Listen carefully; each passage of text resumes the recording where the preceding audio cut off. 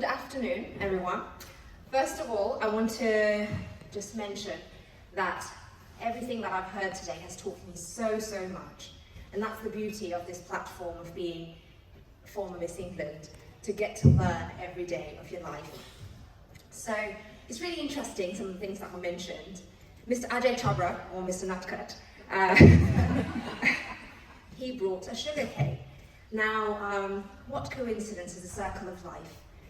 With the sugar plantations, we had the introduction of sugar to the world, and with that actually started the first onset of metabolic disease, diabetes, which is part of my Beauty for the Purpose project. And as a doctor, isn't it interesting, I was sitting here amongst a group of doctors who are also dealing with patients who are fighting metabolic disease, a disease, in fact, by part introduced by the Wikipedias.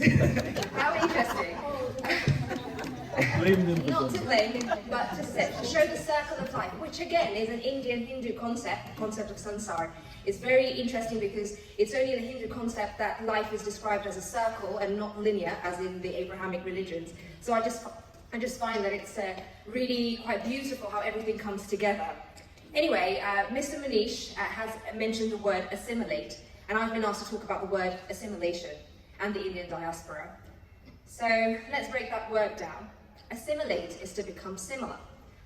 But what does that word really mean for those of us who still regard home to be India, whose roots are still strongly attached to the rich culture, the chapati, the magnitude of other incredible things that it means to be Indian? That makes us so different and far from similar to the cultures that we have tried to assimilate into. Well, as we're a group mainly of doctors, first of all, put your hands up if you are in the medical field. Oh, not that many. I was told there's going to be lots of doctors in the group.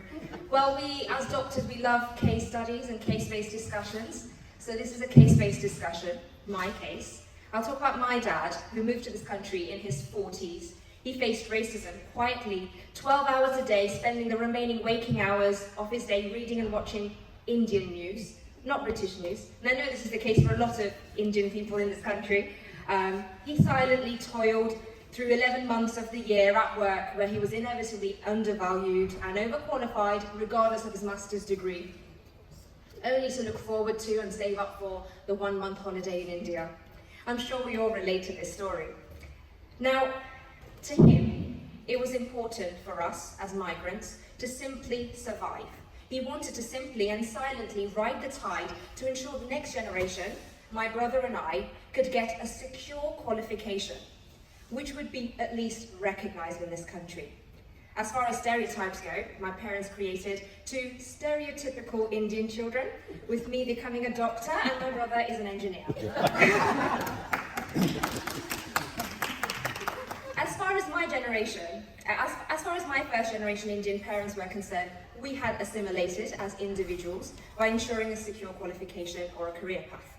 However, me, as a second generation Indian, this didn't feel like it was enough. I realized that being an Indian doctor or engineer in this country feels secure because it is safe. It is safe because it has already been done before. To truly assimilate into a culture isn't to be in its safe zones, but to be everywhere. To be seen everywhere, to be represented in every aspect of society, and to no longer feel like an imposter or foreign. And that level of assimilation comes down to 3 P's, in my opinion. The first P is the power of one person, to take risks, to go to the unknown. For me, it was rebelling at 16, decided that I wanted to pursue modeling, media, pageantry, of course, whilst also studying. I mean, if you're Indian, then you know Indian parents don't allow you to just do your hobbies whilst not studying. So I remember facing many Indian aunties and uncles who suggested at that stage, why don't you go to Bollywood? Failing to understand and perceive that as a British citizen, despite being of Indian origin, I can also assimilate into the British media industry as well. Yep. I can be seen there as well. That instance of rebellion and pursuing the unknown led to level 1 of my assimilation journey. It led me to become Miss England, of course. But this isn't just my story. It took one Margaret Thatcher to go to the unknown of becoming the first woman Prime Minister of the UK, for it to be a conceivable concept that women could enter political leadership. It took one Rishi Sunak or Barack Obama as POCs to be the Prime Minister or the US Presidents for it to be conceivable that POCs can also occupy such positions. POC, by the way, is people of colour. I'm sorry to be condescending there. Anyway, the next P is the power of people. And that's where Beauty with a Purpose project comes in. No individual in history has garnered recognition and remembrance in the same way as those who have impacted others' lives. Let's take the examples of Rosa Parks or Martin Luther King Jr., who etched their legacy in a country and culture that inherently once saw people of their colour and background as less than. When we stop thinking of our individual needs and start thinking of people around us, people have no choice but to accept and make us one of their own. I truly felt the power of this in the preparation for medical school when I started volunteering at old age homes. Little, frail, Caucasian old ladies who would willingly hold my hands and allow me to help them. In those moments, kindness prevailed over the colour of my skin. My Beauty with a Purpose project further reined in this belief that to truly assimilate, we must put aside our individual needs, our fears, and think of and as the wider community. The final P, the power of position or platform. Through my limited life experience, I have understood that there are limitations to what we can do as individuals. We can't be everywhere at the same time, and we can't help everyone. What we as individuals think is to be helpful is also subjective to our personal biases. Just because I think I'm helping you doesn't mean that that's the help you need. To assimilate is to be listened to, and our individual voices are dampened whilst we are still among the people. That is where power of platform or position comes in. Something I discovered through the platform of Miss England/Miss World. The bigger the platform, the bigger and more efficient the reach. The bigger the platform, the easier access to people with even bigger platforms, quite possibly with actual change-making power.